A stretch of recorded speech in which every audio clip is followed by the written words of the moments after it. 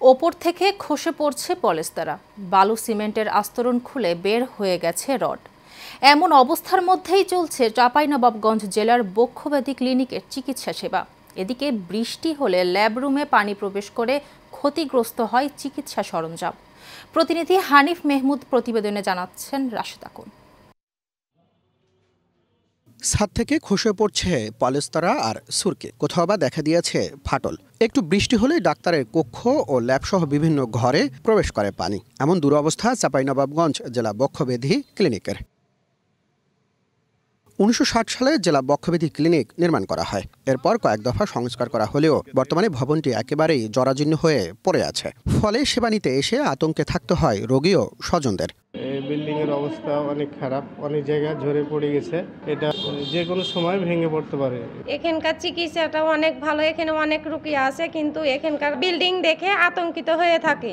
এই বিল্ডিংটার অবস্থা খুব একটা ভালো দেখছি না, মানে ছাদের অবস্থা যে কোনো মুহূর্তে এটা ভেঙে পড়তে পারে আর কি।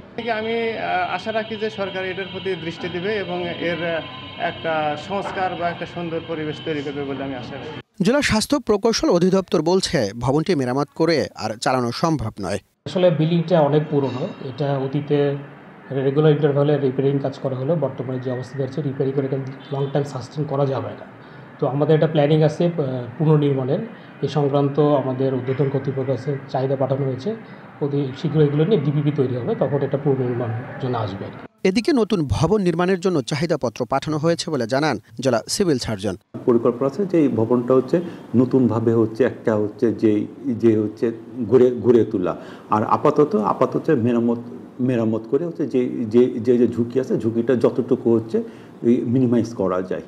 জেলা বক্ষব্যাধি ক্লিনিকে 2 জন চিকিৎসক সহ 12 জন স্টাফ কর্মরত রয়েছে।